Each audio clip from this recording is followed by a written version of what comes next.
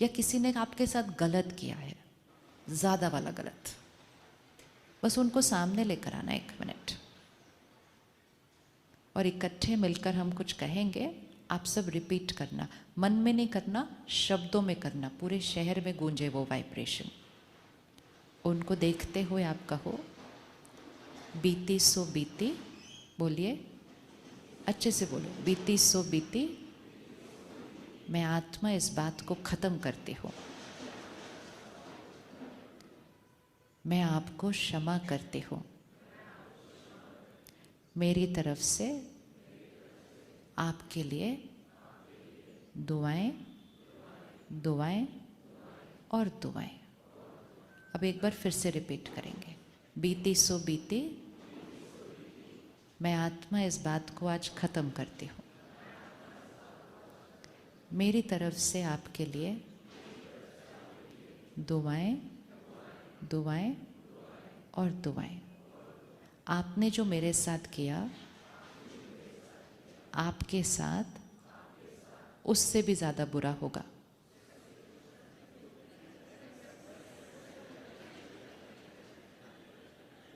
क्यों नहीं बोला? आपको सिर्फ रिपीट करने के लिए बोला था, क्यों नहीं बोला? क्यों नहीं बोला? ये है आत्मा का निज संस्कार। दुआ देना कितना सहज था, इतना आसानी से दिया। दुआ का विपरीत सिर्फ बोलने के लिए बोला था, बोला भी नहीं गया। करेंगे कैसे? हो ही नहीं सकता, क्योंकि देव भूमि की सत्युगी आत्माएं ऐसे ही होती हैं। दुआएं देना बहुत सहज होता है। कितना आसानी से दिया, कितना आसानी से दिया।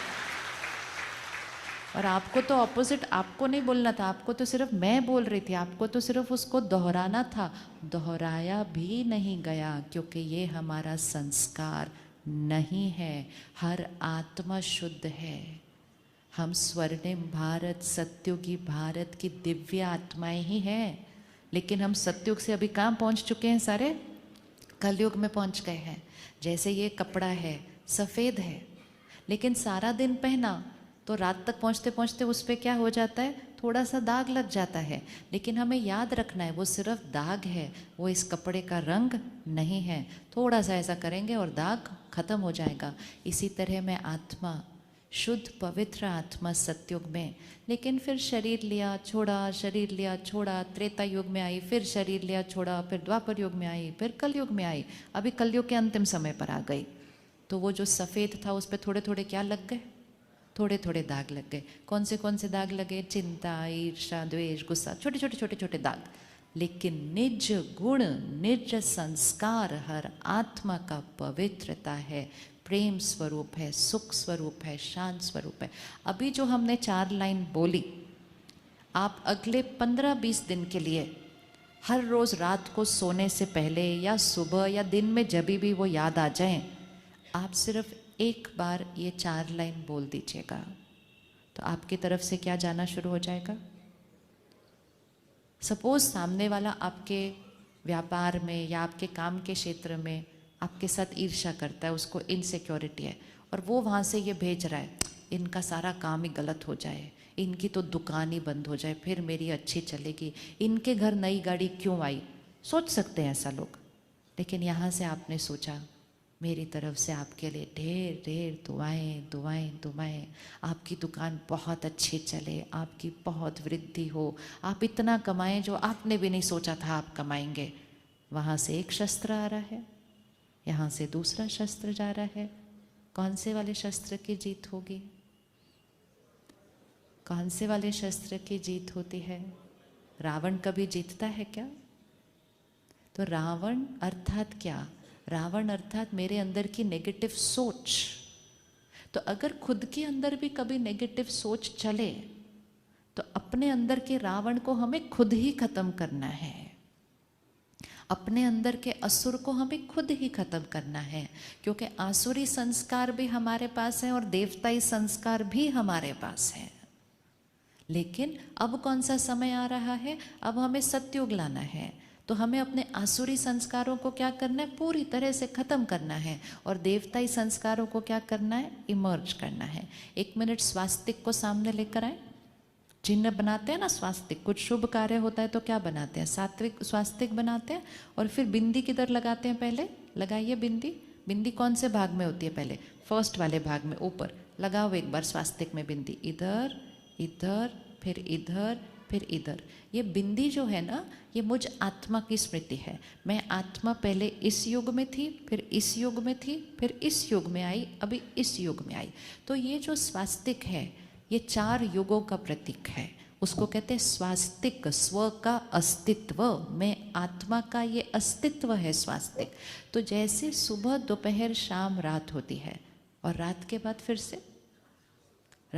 फिर से सुबह होती है, इसी तरह सतयुग होता है, त्रेता युग आता है, शाम होती है तो द्वापर युग आता है, और रात होती है तो कलयुग आता है। अभी कौन से समय चल रहा है, अभी चलता है घोर कलयुग, मतलब घोर रात्रि।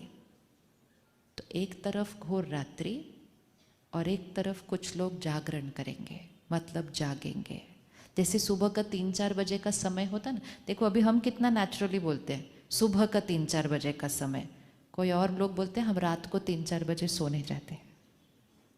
समय वही होता है, लेकिन किसी के लिए वो समय सुबह है और किसी के लिए वो समय रात है। इसी तरह सृष्टि पर ये जो समय चल रहा है, ये बहुत सारी आत्माओं के लिए ये रात्रि का समय है, लेकिन हम सब के लिए ये कौन सा समय होगा, ये जागने का समय होगा। जागना अर्थात अज्ञान की नींद से जागना। अब इन 4 युगों को देखो। पहले युग में हाथ कैसा है, ऐसा है, हाथ रखे ऐसे, ये पहला युग है। हाथ कैसा है, ऐसा है। ये हाथ क्या कर रहा है, ये ऐसा वाला हाथ क्या करता है, दे रहा है, दे रहा है, दे रहा है, दुआएं दे रहा है। इसीलिए ये देवी देवताओं का युग है, आदि सनातन देवी देवता धर्म।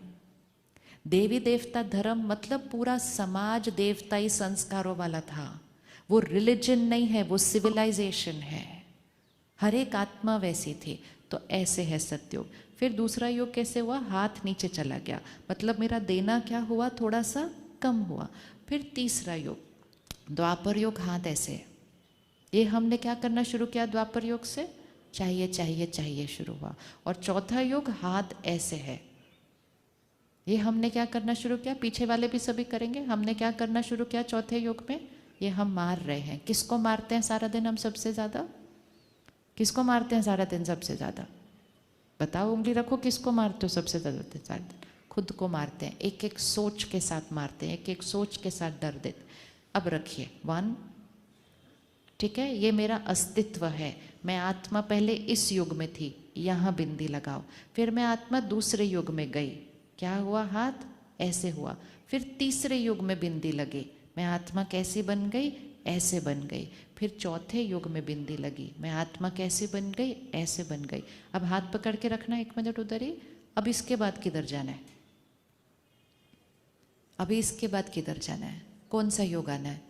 बस सारा दिन सिर्फ ये एक्सरसाइज करनी है छोटी सी, ऐसे से ऐसे, हर सोच को ऐसे से ऐसे बनाना है, ऐसे से ऐसे बनाना है। और जिस आत्मा ने सोच को ऐसे से ऐसा बनाना शुरू कर दिया, उस आत्मा का सतयुग तो आज ही शुरू हो गया।